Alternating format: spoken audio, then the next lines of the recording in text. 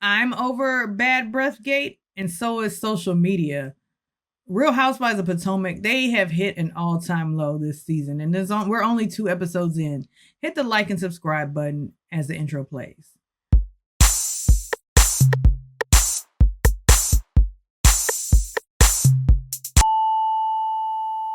Okay, so this is more of a rant and not a recap. We're not going through every scene of the show, so if that's what you're here for, I'm sorry! I'm sorry! That's enough, Holly. That's enough, dear. I'm That's awfully just fine. sorry. stick around though, because I want to discuss some things about this show. One being, of course, the bad breath thing. We, the viewers, and I'm saying we because I think the majority of viewers are over it. We all know that Stacey is lying about the TJ situation. She's probably 95% lying about being divorced with her husband. And we know she lied. But why is it that Ashley, of all people, is trying to hold her to the fire, like hold her up to the truth, when Ashley, you never brought the truth to the show. Everybody's talking about that. Oh, I can't talk about it. Ashley, the truth isn't in you. I mean, Ashley, all you've done, you lied about the farce that you were in love with Michael, that farce of a marriage. You protected Michael, lying for him. Ashley, you are the wrong messenger to be trying to keep Stacey honest. And then, not to mention, Ashley, you started off as a young girl on the show, but now you are a grown woman with 2 children. And the only thing you have to say to Stacey is that her breath stinks. Just your breath is not pretty. That they have gone to a mean level. And then, of course, Giselle is doubling down. Oh, that breath is hard. Like, it's immature. And it shows to me that y'all have no story. Because if this is a theme going forward, that y'all gonna keep talking about Stacey's breath, I'm out. Really was a fat Faison liar. I'm not really out because I'm gonna keep watching. There's nothing else on Sunday nights. But it's a low, and it's middle school. It's very middle school, and I do believe middle school is when mean girls are formed. And they are stuck in middle school because these ladies refuse to show any story of their own because they probably don't have anything. What does Giselle have? She's an empty nester. Who cares? Boring. What else? What's interesting about Giselle? Not her wigs. Not her clothes.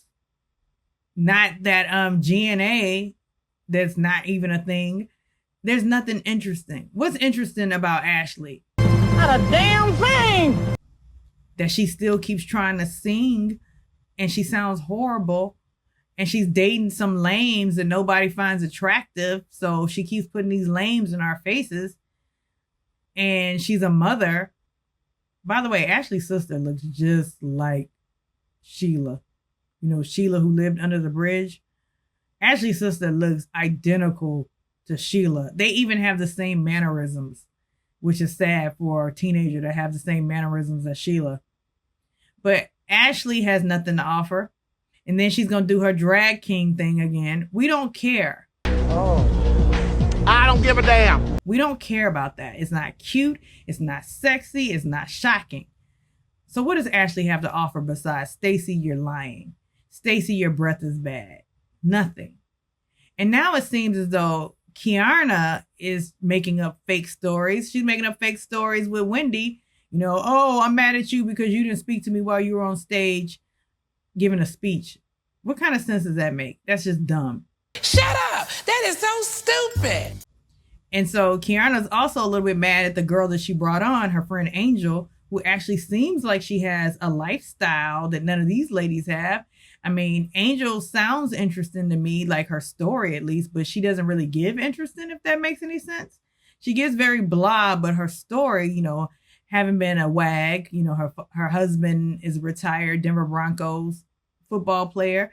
They lived in Colorado. They had this whole wilderness, wellness, mindful tours, which I think is cool. I wouldn't mind going on that. And I like how they're low-key advertising it without like giving up branding and names, but you can easily go to social media and find that out. So maybe they're not paying Bravo, like with the Bethany clause and everything. So I like that. Angel is giving some sort of interest, like she actually has a lifestyle. But Angel, I caught it. I think you're a know-it-all. Maybe I know it all. Angel said that, we are both from the DMV. He's been retired for 3 years and we're looking for a house. We haven't found one that we like and we're not giving up our Colorado home. They're renting the house. We're still renting. You know what that said to me? Once filming is done, we're going right back to Colorado. Y'all didn't fool me. Y'all did not fool me. Ain't nobody asked you nothing. You sound like you bourgeois anyway. And speaking of food, everybody in the world was fooled by Wendy and Eddie Osefo. So now Wendy is trying to call out Stacey for having a cannabis line. Okay, so what if Stacey started her cannabis line before she got on the show? Would that be a problem? I didn't have a cannabis line. That was one of many meetings regarding brand partnerships that I had. Because everybody and their mother wants a cannabis line at this point. I even worked on a branding assignment for a emerging cannabis line. Everybody is trying to start a cannabis line, but I think everybody should be trying to get into psychedelics, because especially stock-wise, because that's where it's going, psychedelics. But anyhow, to start a cannabis line, I don't think Wendy should be mad. The only thing that I'm mad about with Stacey is she doesn't stand in her life. She doesn't stand in it. If Stacey would just fess up and say, yeah, I brought TJ on because I was going through a divorce and I brought him on. He's an actor, and yeah, just stand in it. You're a blatant liar. And another thing they're trying to hold Stacey to is whether or not she's divorced or not divorced from her husband. Her husband, Themo Rush. They're trying to hold her in that. If I was Stacey, I would be like, why are y'all even searching me? Why are you looking me up? That's the problem. I leave my institution alone. It's well established. You're digging for information on me to hold against me. I would call them out on that. But otherwise, I think Stacey is handling the girls quite well. I just wish she would give a little bit more, like a real 1-2 punch to shut up Ashley, because Ashley strikes me as someone who's never been knocked the F out. And I know I don't agree with violence, but someone once said to me, you've never been knocked the F out because you say whatever to people. And that's what Ashley does. She needs to be humble. She needs to stop saying whatever comes to mind to people, because you don't know. I mean, Candace learned that with Monique. You're going to ask somebody to drag you? Well, you got dragged. But Ashley needs to be humbled, because she says whatever and does whatever and is so arrogant doing it. She's arrogantly singing. It's like Ashley is the definition of no shame and a lot of nerve. Tacky as hell. Ashley, I don't get why she's on this show anymore. She brings nothing. She brings absolutely nothing. And she's annoying with that stupid smirk of hers. And now she's getting filler in her face. So her face is stiff. And speaking of stiff, Keiarna's stiff face. That's it. Her face is so stiff. I know y'all love Keiarna. Y'all think she's so beautiful. I don't even understand how Keiarna's back on the show. But I guess probably because Keiarna brought somebody who actually has a lifestyle. And Keiarna was also trying to start a fight. I hate friends who want you to agree with everything that they're saying. Just because you brought her into the group, Angel was just posing questions. Well, maybe Wendy had an issue with her kids, but Keiarna didn't like that. Like, you're supposed to side with me at all times, which I totally disagree with, because if you're wrong, you're wrong. And let's just have different perspectives on things. That's how we grow as people. But if you want me to be your yes man, it ain't happening. And speaking of yes man, Keiarna it appears to me, has become Giselle's new lapdog, following her around, Giselle convincing her to say things about the chin check. Like, come on now. I don't know how they let Giselle run them. Like, they let her run. It's like they think she has this power over production. And maybe she does have a little power, because she's still there and she never gives anything of interest. Period. Or we got to know the other new girl, Tia, who's British and Nigerian and some sort of royalty, where she had things handed to her. They showed a picture of her in London where they had Ferraris lined up. And she's made it clear that she is not the Aaron's mom, and she has a husband who's from the south side of Chicago. So that is a clear juxtaposition of roles. Like, how did they meet? I'm interested in how they met. But she's Nigerian, and guess what? Stacey revealed, oh, my mom told me I'm Nigerian too. ADOS, descendants of slaves. All of us, most of us, have a great percentage of Nigerian ancestry, just so you know. Black queens forever, snow bunnies never. So if that's the case, we're all Nigerian. We all have Nigerian ancestry. If not Nigerian, Benin, Togo, most of us. That's where the diaspora started for most black people in America, in Nigeria or Benin, Togo, and maybe Mali, and very few in Ghana. So anyhow, let's get down to the party, the wellness party that Angel was hosting. And I noticed that I didn't like that, Wendy tried to make a joke saying the spiked tea was giving Get Out. Like, are you cultured or not? Spiked tea is a real thing. I mean, even if you go to tea, like go to afternoon tea, there's an option for spiked tea. Miss Cultured Wendy, Miss Wendy, who's, under the radar now because she has some felony charges. So live in your mother truth, because God is paying your ass back. Miss 4 Degrees. So that was foul of her. And I did notice that, a lot of people aren't open to meditation and yoga and those sort of things. I am.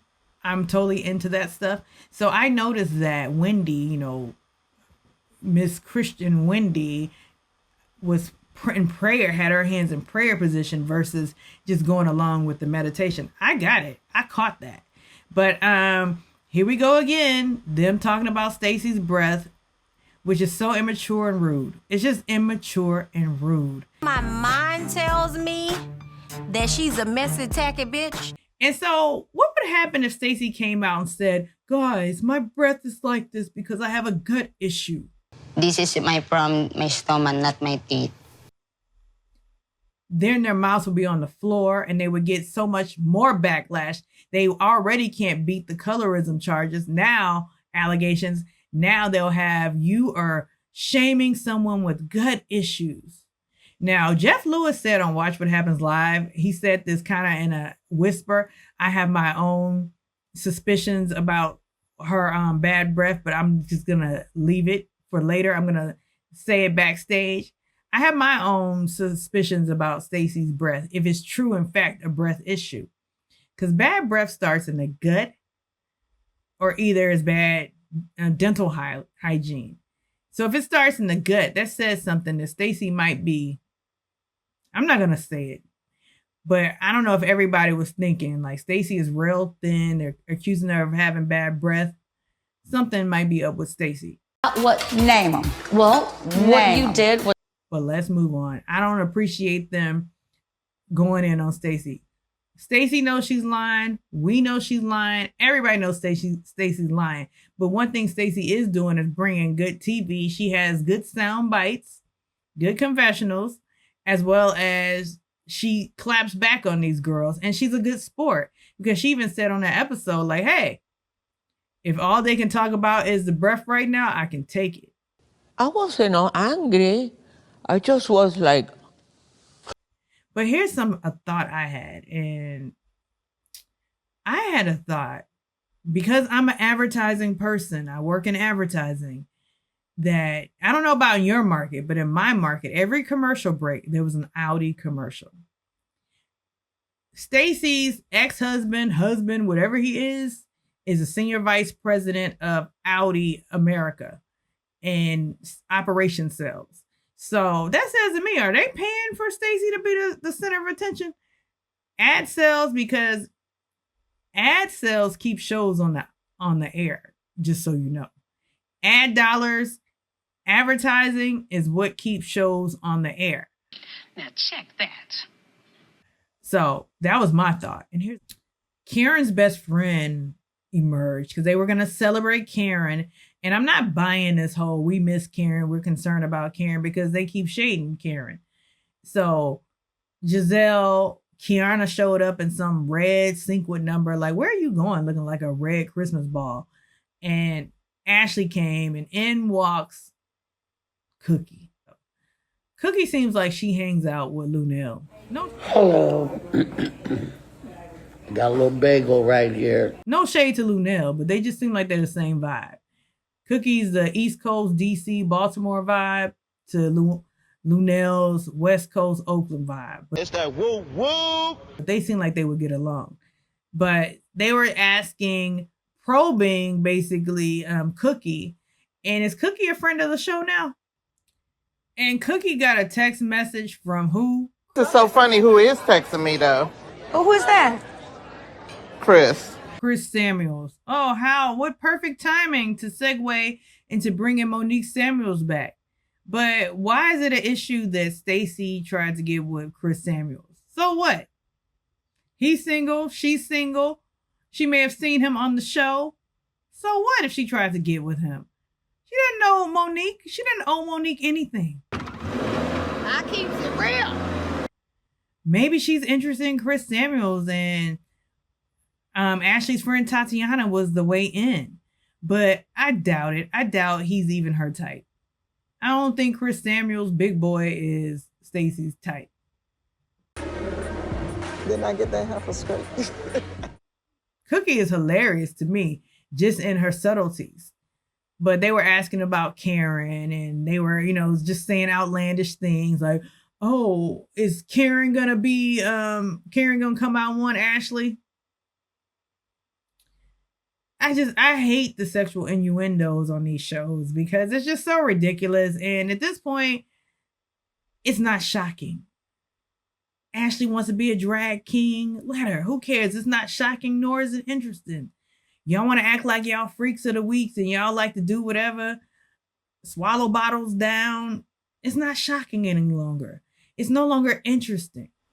Make some good TV. Show us your lives, but the truth is their lives aren't that interesting.